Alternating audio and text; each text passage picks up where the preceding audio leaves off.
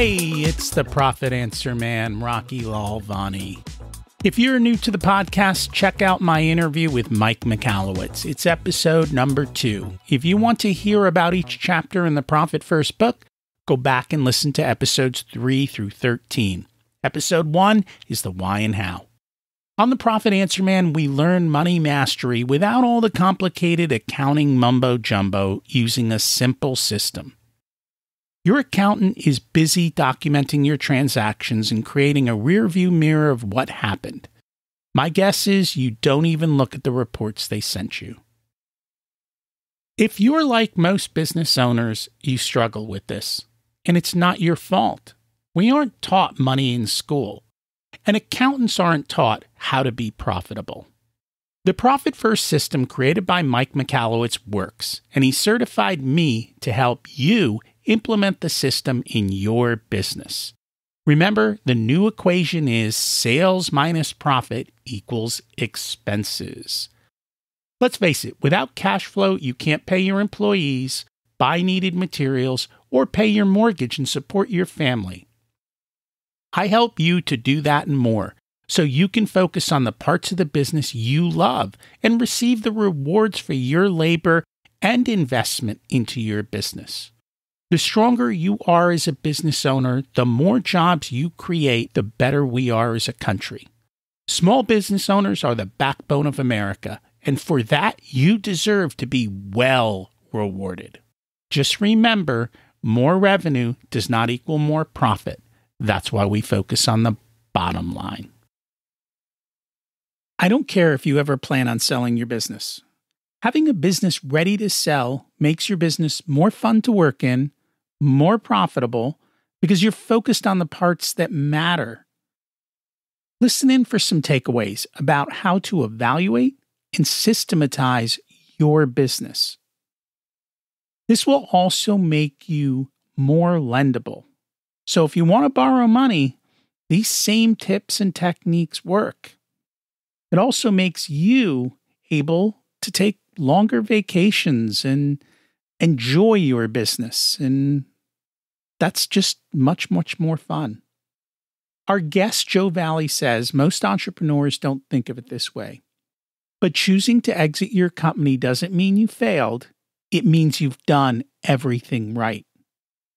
Best-selling author, guest speaker, podcaster, exitpreneur, advisor, and partner at Quiet Light Brokerage is one of the leading online-focused M&A advisory firms in the world.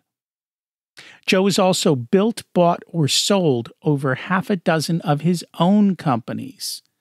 Over the last 9 years, Joe has mentored thousands of entrepreneurs whose goal it is to achieve their own eventual exit. He is a certified mergers and acquisition professional, and a frequent guest expert in mastermind groups on podcasts and events for entrepreneurs worldwide. His book, The Exitpreneur's Playbook, How to Sell Your Online Business for Top Dollar, shares real-life stories of success and failed exits. He teaches us how to reverse engineer a path to our own incredible exit. Let's meet Joe. Welcome to the Profit Answer Man, Joe Valley. It's great to have you join us today. Well, thanks for having me. I love that bookshelf behind you there. Unfortunately, the audience can't see it. Just let me describe. There's a beautiful book there called Profit First, and right next to it is mine. And we're going to chat about that today. And so your book is The Exitpreneur's Playbook, How to Sell Your Business for Top Dollar by Reverse Engineering Your Pathway to Success. And one of the reasons I wanted you on is it's not so much that I care whether or not someone's going to sell their business or not. The fact of the matter is if they need to get lending, they need to have proper systems and processes in place. If they want to go on vacation, they need proper systems and processes in place. If they want to be able to run their business well, all of the things that you talk about in your book are the things they need to do. So for those listeners, you don't have to sell your business, but just know you have a well-run business now. And all of those things for the general population of entrepreneurs are nauseating. They don't want to do them, right? They're not bookkeepers. They didn't run businesses to get into the numbers. They, bootstrapped it and liked the adventure they went on. But, I'm going to go on a sidetrack. We haven't even started yet, and I'm going to go on a sidetrack. I ran a 5K about 5 years ago, and my kids were running it. And I woke up and I decided, I can do that. I'm an entrepreneur. I'm this mindset. I can do that. So they were in the 7th and 9th grade. I lined up at the starting line with them, and I'm stretching a little bit. And I'm like, this is cool. Good dad moment.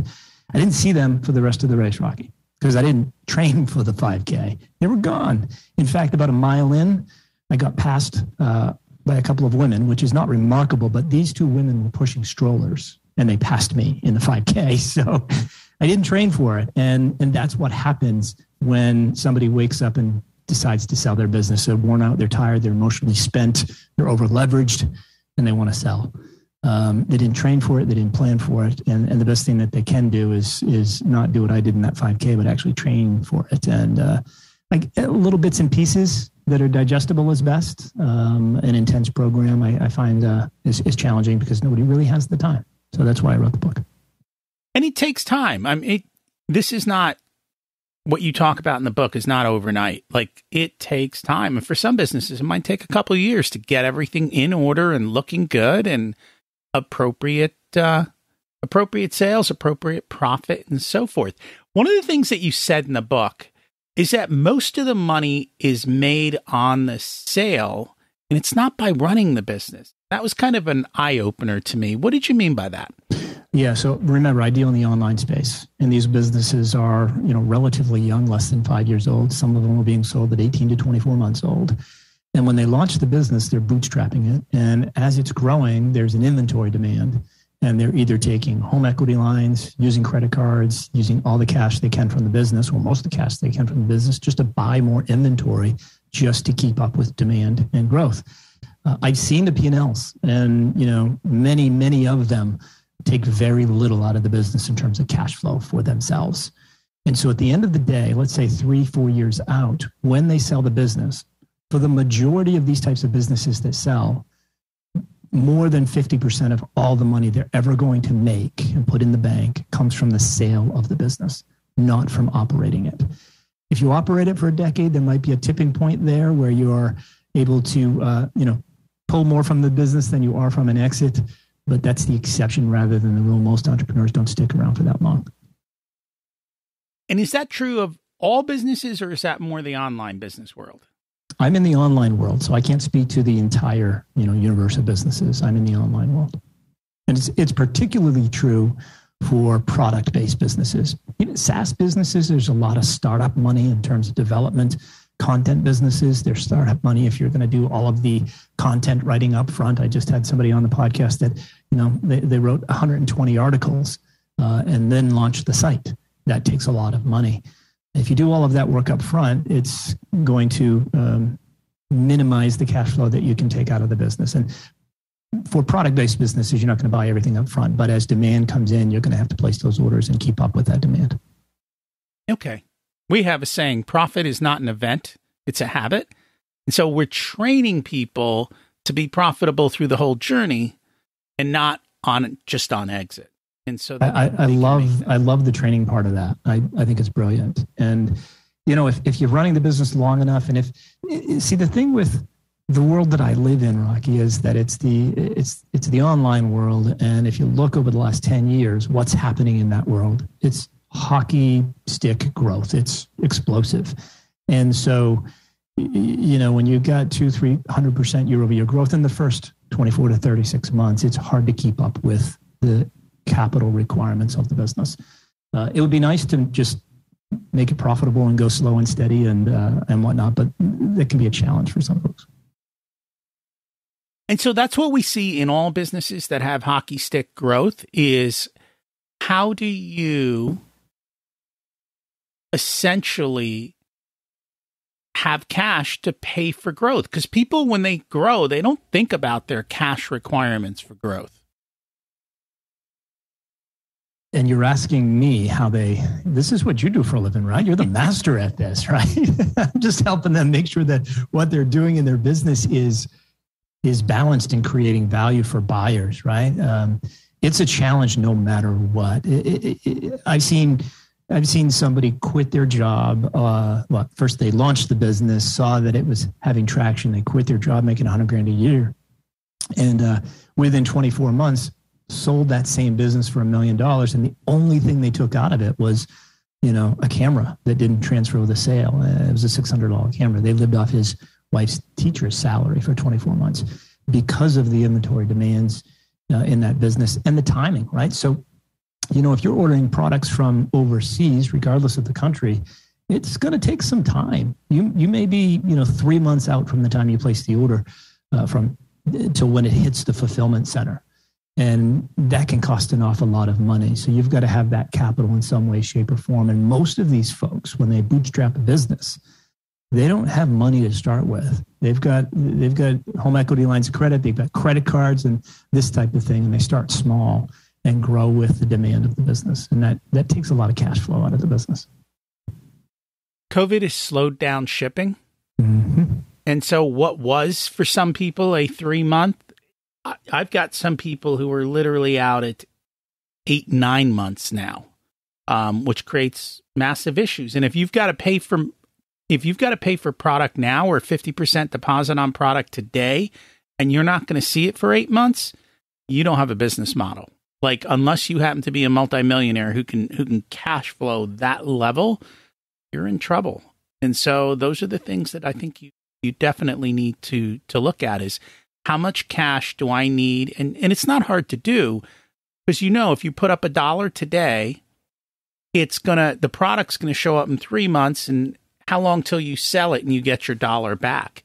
And that's one of the things we look at. How do you manage that? Because not only are we going to do it today, we're going to do it in a month from today, and we're going to do it in a month from that day. And so that's multiple orders going out to the foreign country and multiple down payments and deposits and going out. And you just have to do the math. And that's what drives me nuts is people don't do that math. No, yeah, they definitely don't. I think that is so critical. You're absolutely right.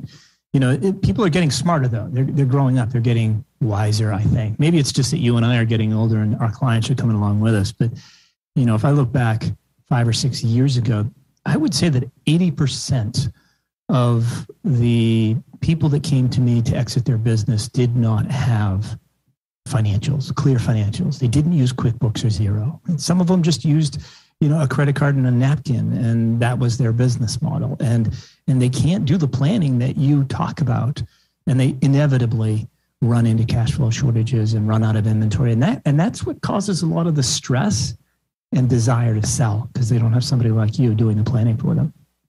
The other thing they do is start paying for air shipping so that they can get it because they don't want to be out of stock. And then the problem is your margins go from okay to non-existent by the time you pay for everything. And now you've got a bigger problem. And that is one of the things that we try and keep track of. Yeah, and then they want an ad back when they go to sell the business. They say, Joe, can we do an ad back for that air freight? I was just low on inventory. I said, okay, well, had you ever run out of inventory before? Yeah. What'd you do then? I shipped it by air. I'm like, okay. Do you know any of your friends that are in the business that have ever shipped by air? Yeah, they all do. I'm like, okay. It's a recurring expense because none of you planned very well. You all need to hire Rocky is what I tell them. Or I will from this point forward. Let's talk about the value of a business. You talk about 4 pillars of value. What are the 4 pillars of value in a business? Yeah, these are things actually that buyers develop and told us over time. They kept coming at these 4 different things. And so it's coined as the 4 pillars of value, but I just like to make it simple and say this is what buyers want. They focus in on risk, growth, transferability, and documentation. And risk is both age and defensibility. Age, in the online world, we're comfortable with 24 months because buyers have told us that they're not going to discount the value of the business because it's at least 24 months old. If it gets much younger, they start to reduce the multiple. Under risk, that defensibility is multi-channel, right? It's do you have a hero SKU? Or are you a single channel or single revenue business? Meaning, do you only sell on Amazon? Do you only sell to one customer and one hero SKU. There's a lot of different components of risk. There's actually 6 different components that we talk about in the book. But it's the first thing that buyers look at because they're doing what? They're making an investment and they want to get a positive return on that investment. So they look at the risk of that. Simply put, the higher the risk, the lower the value. The lower the risk, the higher the value, simply put. And then you've got growth, transferability, and documentation. Growth should be pretty obvious. People want to buy a business that's growing. They don't want to buy a business that's plateauing and shrinking. If you wait to move on to your next adventure until you're worn out and tired, odds are your business is probably already starting to plateau because you're not as passionate about it. It's not the time to sell the business.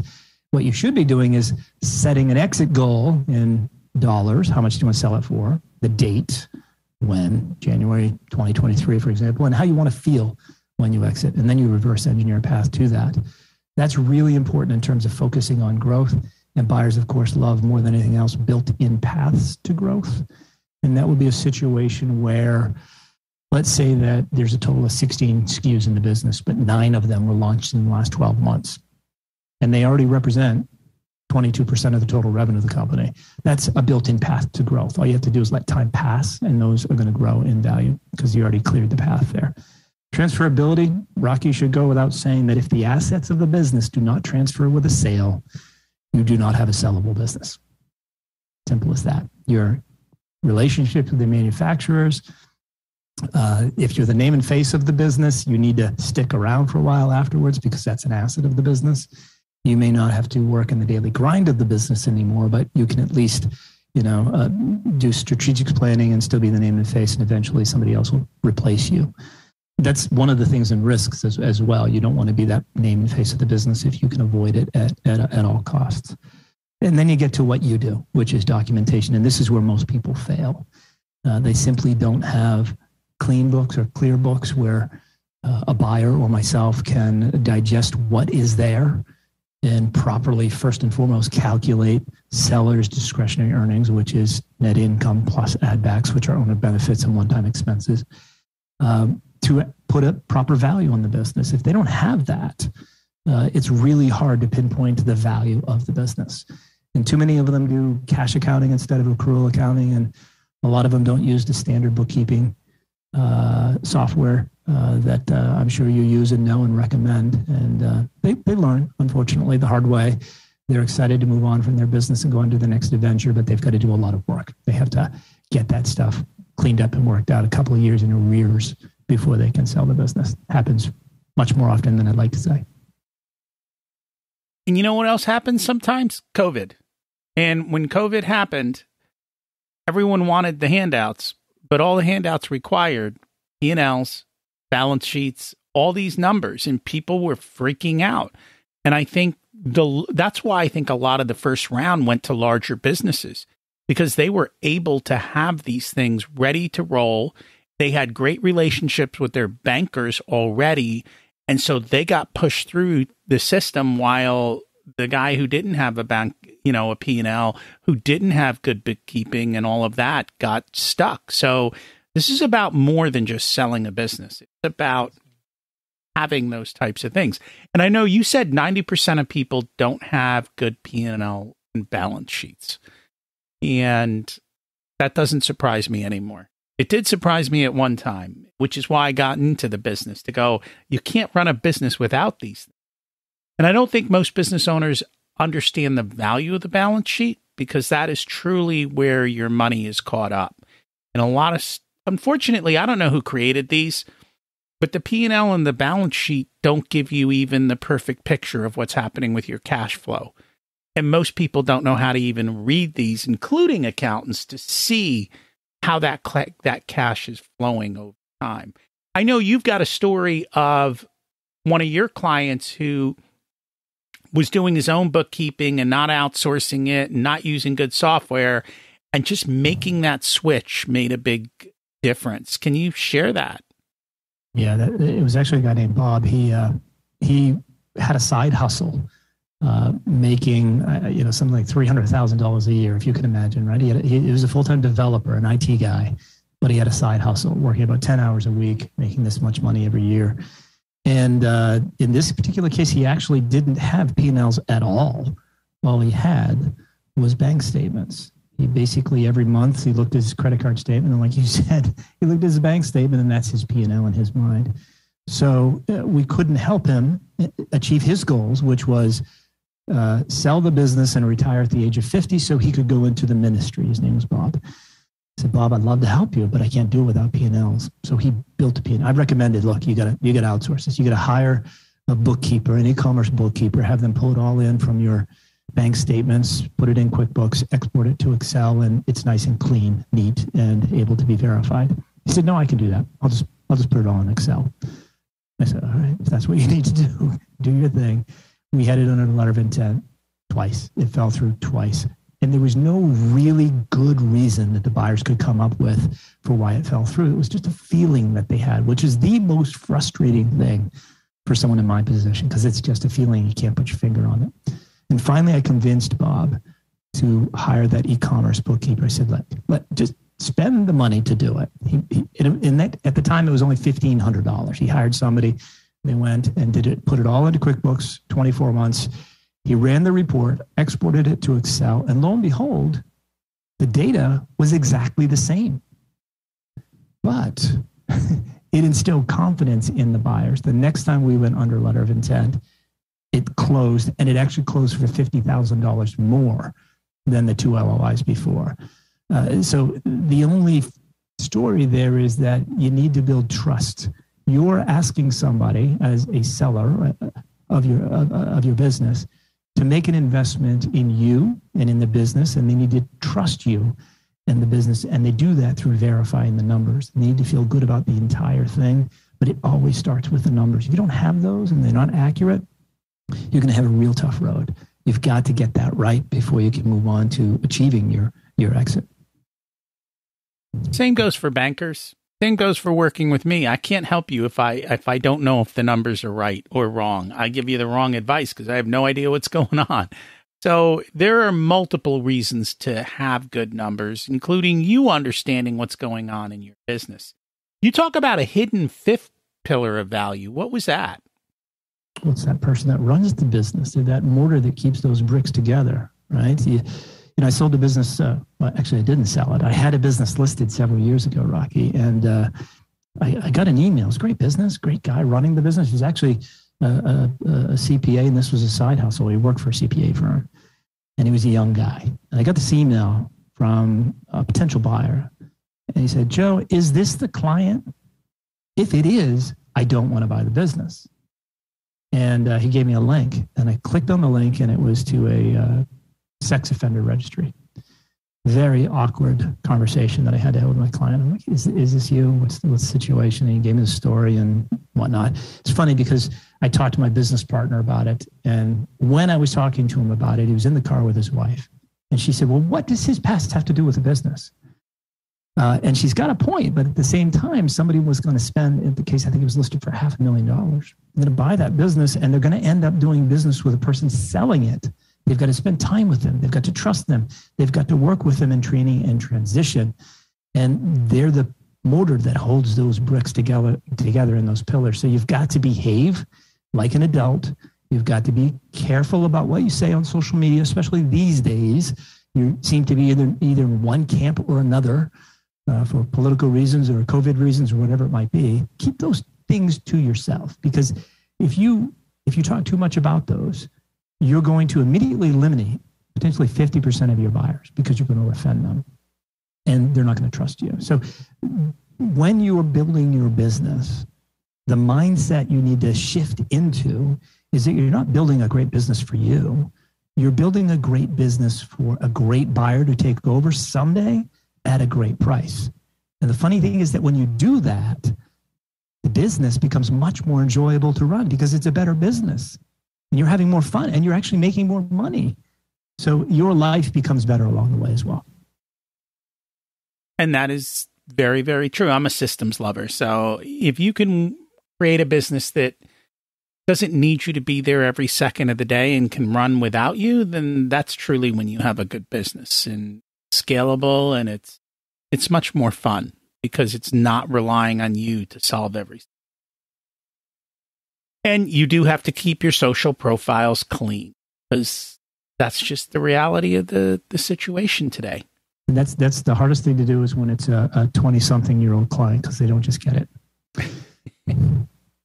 So there's a topic that is always the most misunderstood in Profit First, and that is owner's compensation.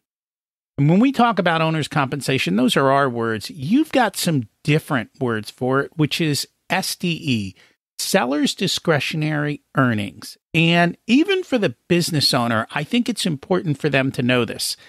Because if they're running a lot of expenses through the business that aren't necessarily business expenses, but they do it for the deductions, they should know what that is so that they have clarity on the true value that their business provides for them. So I'd like to just dig in, like, what are some examples of sellers' discretionary earnings? What are some of the things you've seen? And then how does that affect the ability to sell your business? Because it's going to be the same as the ability to get money for your business. Yeah, these are called add backs. So seller's discretionary earnings is the bottom line number, and that is what the business is valued off of. It's a multiple of seller's discretionary earnings in this online world. If it's an inventory-based business, the business is going to be sold as a multiple of SDE, let's call it, plus the landed cost of goods sellable inventory. And so when you run a profit and loss statement, you've got that net income on the bottom line there. If you take a salary in the business, that's considered an owner benefit or what we call an add back. So we create an add back schedule below the net income line, and we go through that P&L and we pluck things out of it and we put it down below the net income line and we add it back in a sense to the net income because it's net income plus add backs equals discretionary earnings. So the real obvious ones are owner's salary, retirement contributions, charitable contributions, things of that nature. And then there are some that are a little less obvious, trademarks, things that are one-time expenses that don't carry forward, right? A utility patent that you filed in the last 12 months. That's not an expense that's going to carry through next year. That's a one-time expense that doesn't recur annually. And so it is considered an add back. So it's not always just owner's benefit. That's a really important distinction. There's owner benefits, and then there's one-time expenses that don't carry forward. Another example of that, Rocky, would be if somebody redesigned their website and they did it in the 12 months prior to selling their business. And if it costs them $10,000, that minimizes the net income because it's an expense. If they do that annually, if every year there's a redesign of the website and it's $10,000, that is not an add back. That is not a one-time expense because it's recurring annually. But if they do it every 5 years, then you have an 80% add back because it only happens every 5 years. You can add back 80% of that because every 5th year it's going to happen again. So all of those little nuances get a little bit more detailed in what I call level 1, level 2, and level 3 add backs. Level 3 is much more complicated in that area. One area that is most often missed by people that are selling businesses on their own and they don't do a proper add back schedule is cashback money. Right? In the online world, people are paying for inventory, advertising, all sorts of things as much as they can with a credit card. And that's often a cashback credit card or rewards. And more often than not, that money ends up over in their personal bank account, especially if it's rewards. They pop it over into their personal bank account. It's not accounted for on most of the P&Ls that I see. They don't use the Profit First system. And therefore, there's no way to add it back. If you earn $2,000 a month in cashback money from your business and it's over in your personal account and it's not on your books, it's an owner benefit. And it should be added back below the net income line once it's exported to Excel. And that, that's $2,000 a month. That's $24,000 a year. If your business is selling for, a 4-time multiple, that's nearly $100,000 added onto the list price. Most people miss that, especially with the reward points. You can't plop all the reward points down in 1 year. You got to take the reward points by month and then convert it to dollars, or at least what the conversion value is, because it's still an owner benefit. The other thing that's a little tricky, Rocky, I'm curious to get your feedback on this if you see this at all. But, I sold a business recently that they renegotiated their cost of goods sold about halfway through the year. And I'm going to do simple math here to make it easy, make sure I don't screw up the math too badly. But let's just say that he sold 1,000 units a month and he renegotiated the cost of goods sold down by $2 a unit. And it happened 6 months ago. So he's got 6 months on the books where the cost of goods sold is lower. That savings carries forward to the new owner of the business. Now he's got 6 months on the books where it's not lower, but the savings will carry forward. So we did an adjustment, black and white, math and logic, 1,000 units a month times $2 a unit, and did an add back to it. So it's, what is that, $12,000 as an add back, times his multiple, which is around 3 times, it added $36,000 to the list price of the business. If I really got complicated with the math, this one added $54,000 to the list price of the business. And the reason why it's correct and accurate when you're selling a business is because the exact opposite is true. If in the last 6 months, your cost of goods sold went up by $2 and it was a permanent increase, your buyer discovers it in due diligence and then goes, well, wait a minute. That cost is going to carry forward to me. So I have to go back to your first 6 months and look at the numbers, and I have to readjust the purchase price. I'm sorry, I'm using math and logic. We need to decrease the price because the costs have gone up. So the exact opposite true for you as a seller. These are the types of add backs that get pretty deep and complicated that most people skip over. They think, okay, my salary, okay, my meals and entertainment, okay, I bought a laptop, those types of things. But they don't really get into the things that really move the needle, that are often there that they don't realize. Interesting. And in today's world, again, we're talking about COVID because that has caused all kinds of spikes in pricing and cost of shipping. Nobody knows whether it's temporary or permanent or what's going to happen tomorrow. So it makes it a little bit more difficult to figure all those things out.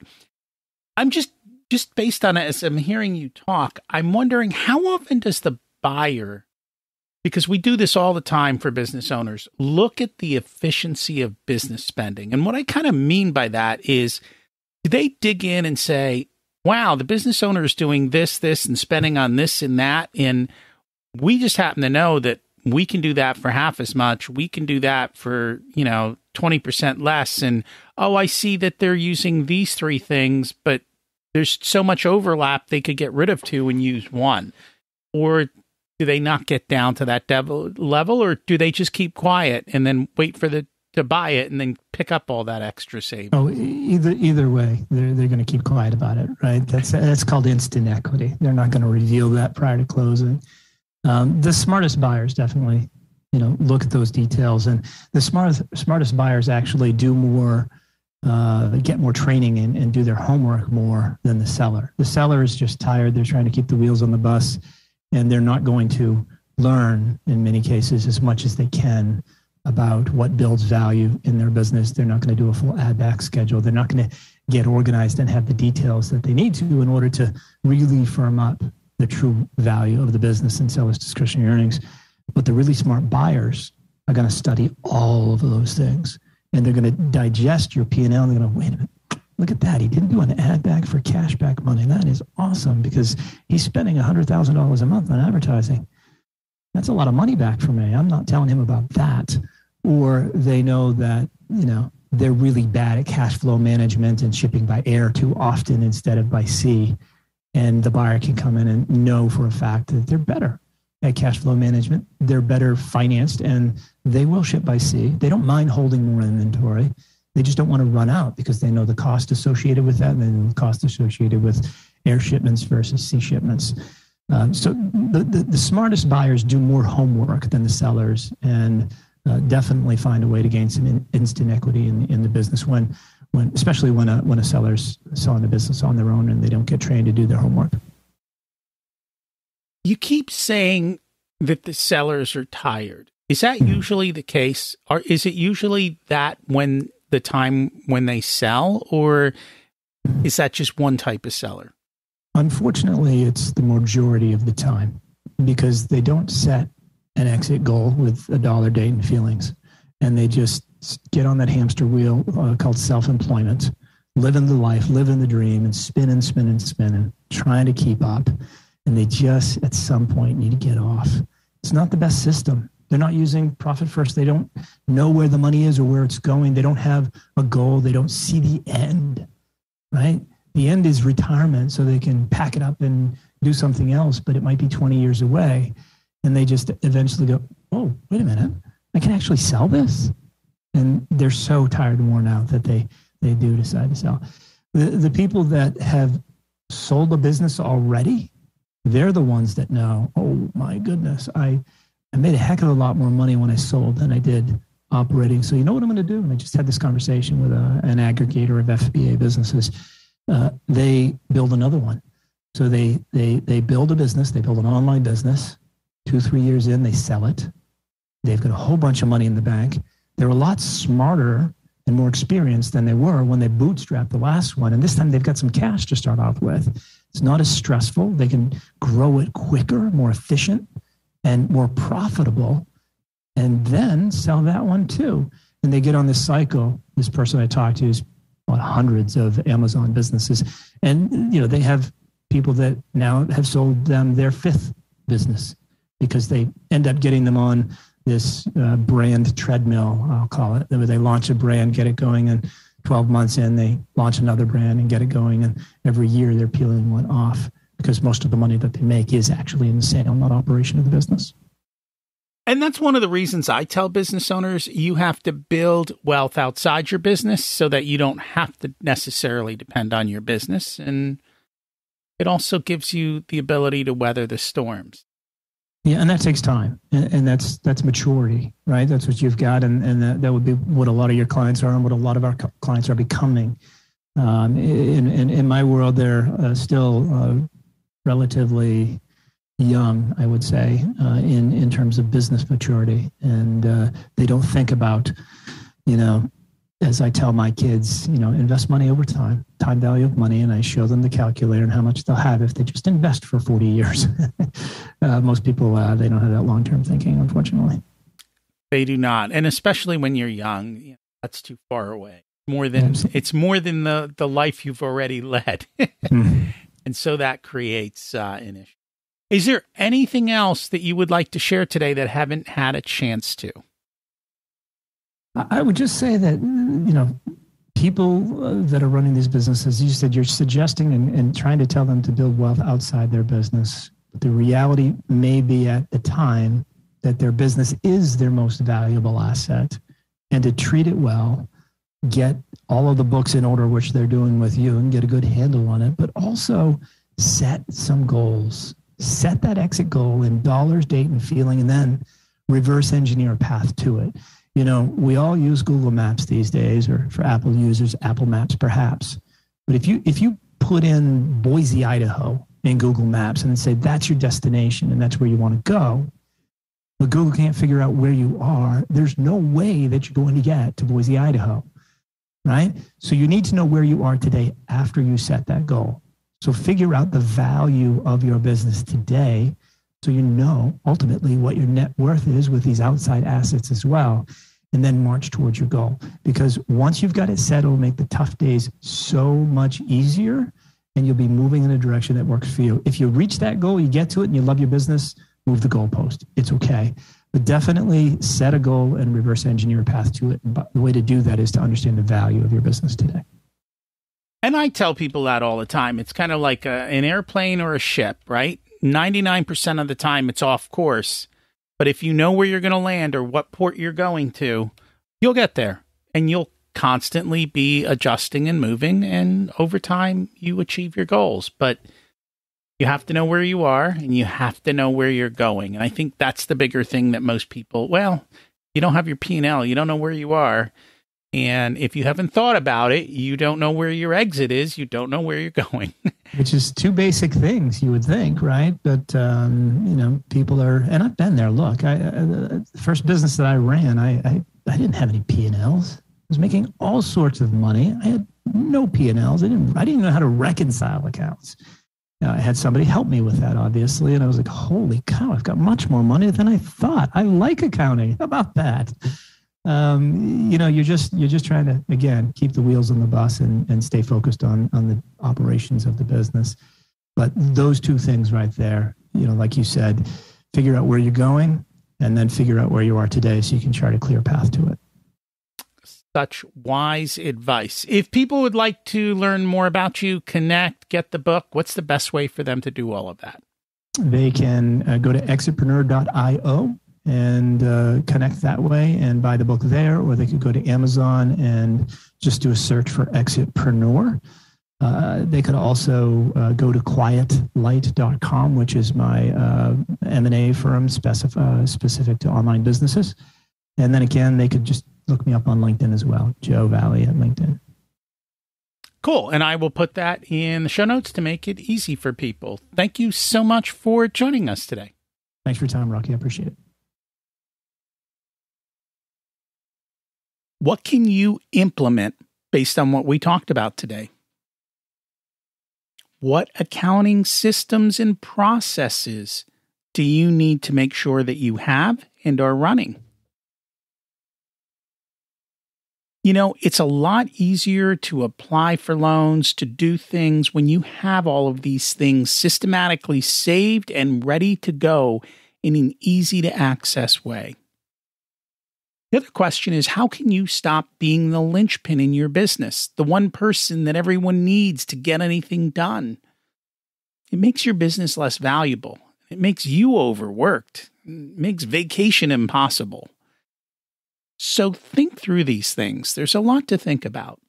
And if you like the conversation, check out his book to dig deeper into his insights. We didn't cover everything today. Remember, you don't need more resources. You need to be more resourceful. We focus on the bottom line. If you want a done-for-you service, you can have me as your Chief Profitability Officer because you have your zone of genius and want to spend your time doing what you love. I only work with a handful of clients, so they get my full attention. I work with business owners who have or are growing to $500,000 to $5 million in revenue.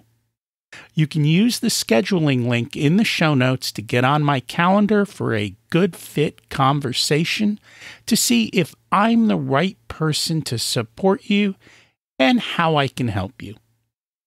If you want to learn about living the life of your dreams, check out my other podcast, Richer Soul. As we close out, let's repeat the mantra. Revenue is vanity. Profit is sanity, and cash is king. Have an abundant and profitable week.